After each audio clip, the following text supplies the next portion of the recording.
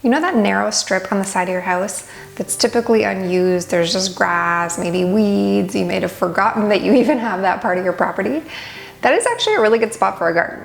If you have, if you've either used up a bunch of space in your backyard or your front yard, or maybe you just don't want to take some of the other areas that you're using for other reasons, like maybe your kids play there, you have a patio or something like that, you can still have a garden in that spot. So today I want to share with you some ideas for that side of your house or any other property, any other part of your property that's shady. Because usually that side of your house is shady, and maybe under a tree is shady. And you might be thinking, I can't grow food there, there's no sunlight. But in fact, there are lots of plants that will grow in shady areas. So that's what I'm going to talk about today. I'm going to give you a bunch of different ideas on what you can plant in a shady area of your property.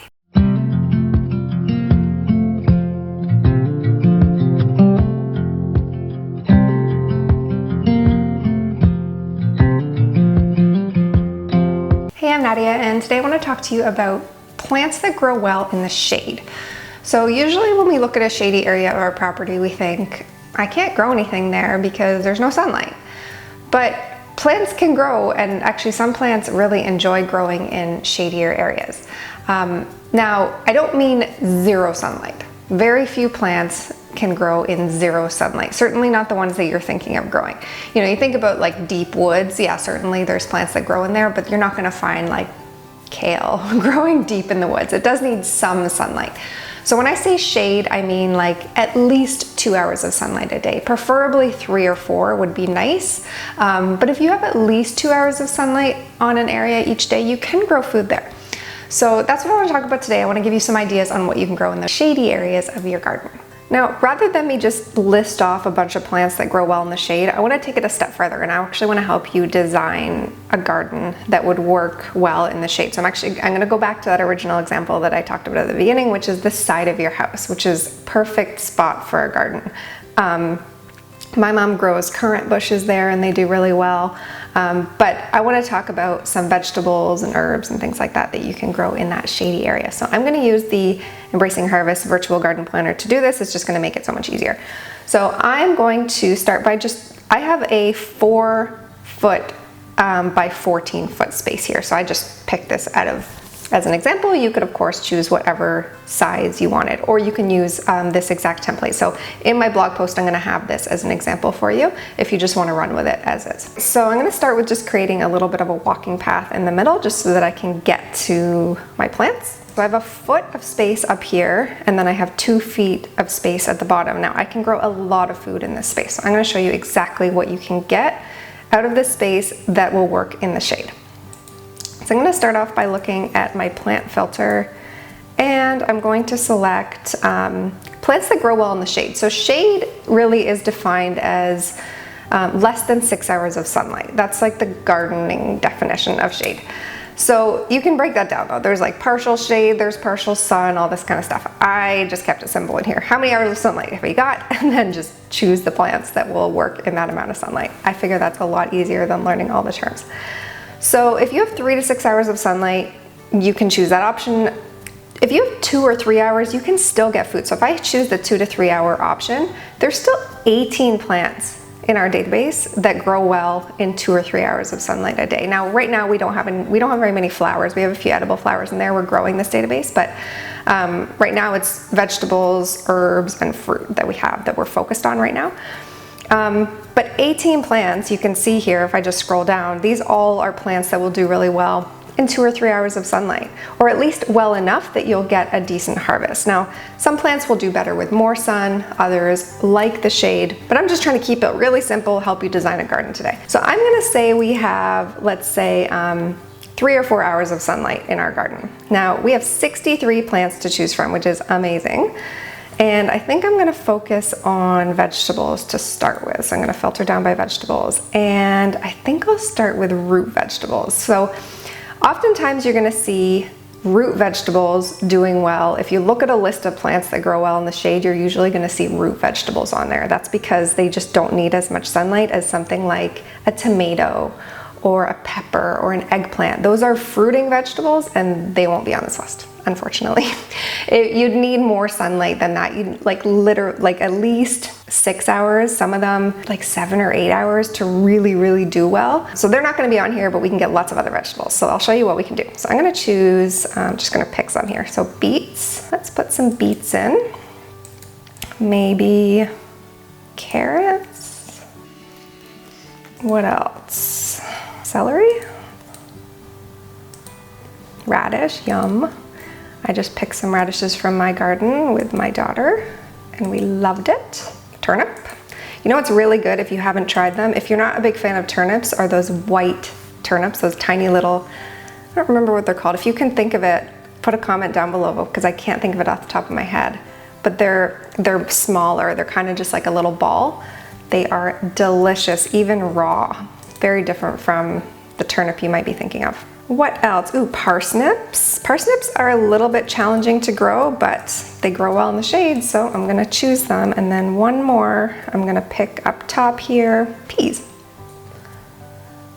All right, perfect. Look at all those plants I already have in my top. So those are all plants that are gonna grow underneath the ground. Peas are one exception. They do grow over the ground and they actually can do quite well in, a little bit of shade, not deep shade, but a little bit of shade. Okay, now I want to start with some leafy greens because leafy greens are all going to do well in a little bit of shade. In fact, they will do sometimes better in a little bit of shade versus sun. So I'm going to start with, let's see, spinach. I think I'm going to do a bunch of spinach because it's delicious. Throw in some kale. Ooh, meslin greens. I love meslin greens. I'm gonna put them on this end just so that they're right at the entrance when I walk into my garden. Because meslin greens, you just pick them, like the little baby greens that you get in those boxes, and then they keep growing. Like my favorite green to grow on my property right now. Ooh, arugula. Okay, so that's pretty good. Now I think I'm gonna do some herbs. So I'm gonna keep my filter for sunlight and I'm gonna choose some herbs. Parsley, good. Parsley does well. So you don't have to think about it, right? You don't have to read a million seed packets to know what's gonna do well. Oh, I didn't put garlic anywhere. I'm gonna do garlic. Cilantro. Cilantro will definitely do better with a little bit of shade. I find that if you put it in full sun, it will bolt. So it will go to seed really quickly. Thyme, that's a perennial. So what I could do if I wanted to separate this out, I could keep all my annuals on one side and all my perennials on the other side. It makes kind of like end of year prep and sort of getting your garden ready easier. But I didn't think of that ahead of time. So let's just stick with some annuals for now. Dill.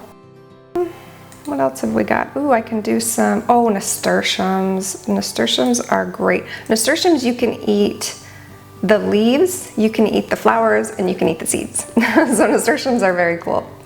And then let's do some pansies. Look at this garden. I mean, look at how much we can fit in just that narrow strip on the side of your house. You probably don't realize that that is unappreciated or you're not really taking advantage of that side of the house. Also, you think about the very front of your property. Sometimes you see people with raised bed boxes in the very front, that strip in between the sidewalk and the street. That's another part that if you're allowed to have a front yard garden is actually not a bad spot for a garden. I think this is pretty good. Now I'm just gonna save it and I'm going to look at my list so I know exactly what I'm supposed to buy. And we can kind of go over everything. So in that narrow strip of my garden, I just said I lived in Colorado because I just wanted to switch it up. I actually live in Niagara Falls. Here's a list of all the plants that I can fit in that space. So I had that 14 by 4 foot space. I had a 1 foot walking path in the middle. I still fit 12 beet plants, 12 carrots, 4 celeries, 12 radishes, 4 turnips, and you can see. So here's my shopping list. I can break it down by, I know exactly what I'm supposed to buy. If I want to buy plants, if I want to buy seeds, I can just go by here and see what I need. I can also compare it against inventory of the seeds that I have. I can also go to my schedule and I can see exactly what I'm supposed to do. So I have all of these listed as things that I should be doing in my garden. So I hope that gave you a good sense of how much you can grow in not only a narrow space, but a shady area, right? So you have that shady area on the side of your house. Perfect spot for a garden if you're looking for more place to grow.